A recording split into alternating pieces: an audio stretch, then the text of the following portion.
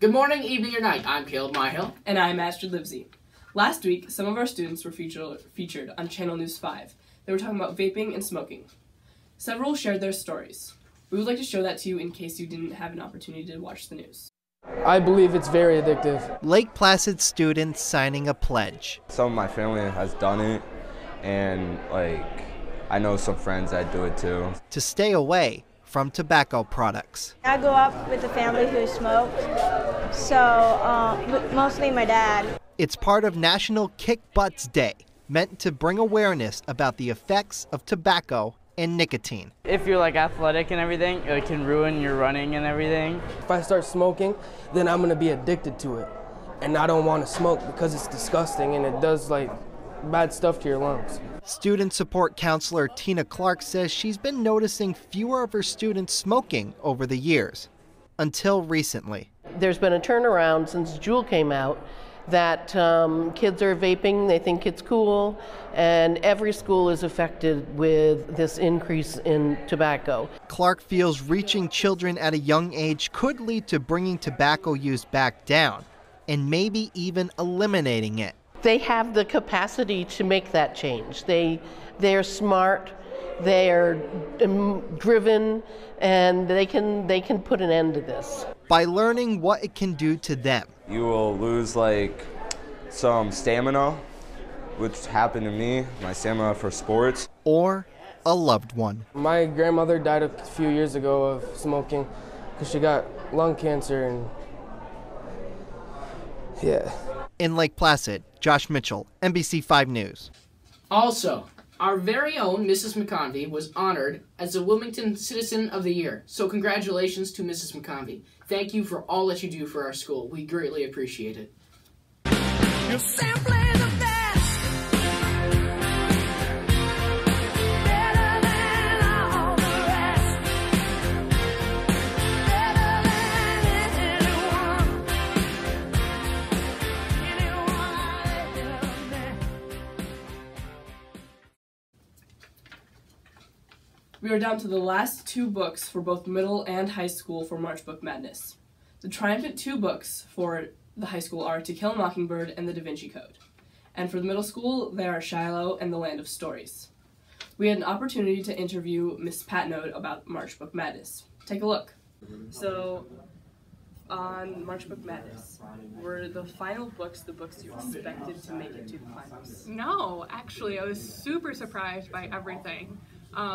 I did not expect To Kill a Mockingbird to take out The Hate U Give. I thought that was a really popular book because it's a new movie, and it did, but I know it's a really great classic. I do love To Kill a Mockingbird. And The Da Vinci Code wasn't that surprising. I know that's also a popular movie, and a lot of people have read it because it's older. In middle school too, that was crazy. I thought Jason Reynolds would win, but he didn't, and that's okay.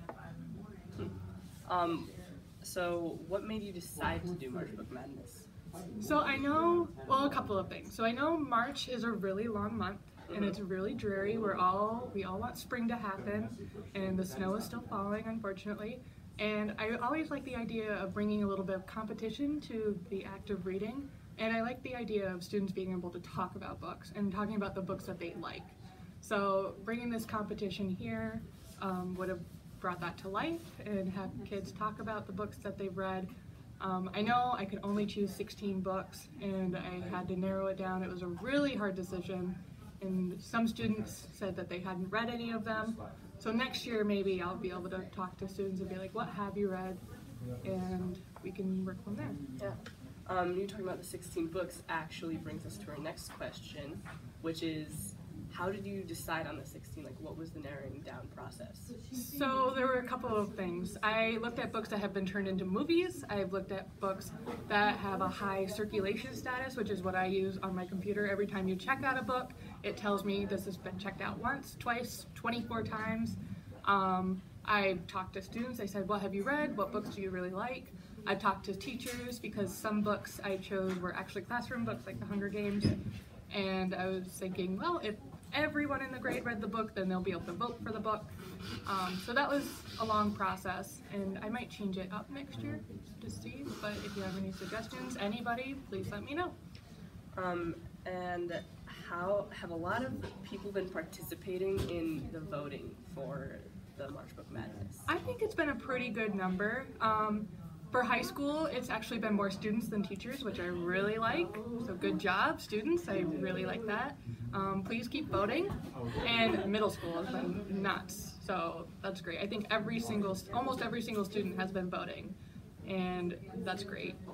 Maybe next year I'll make it a combined March Book Madness with middle school and high school together and see how the numbers go. So thank you. Everyone's been doing awesome.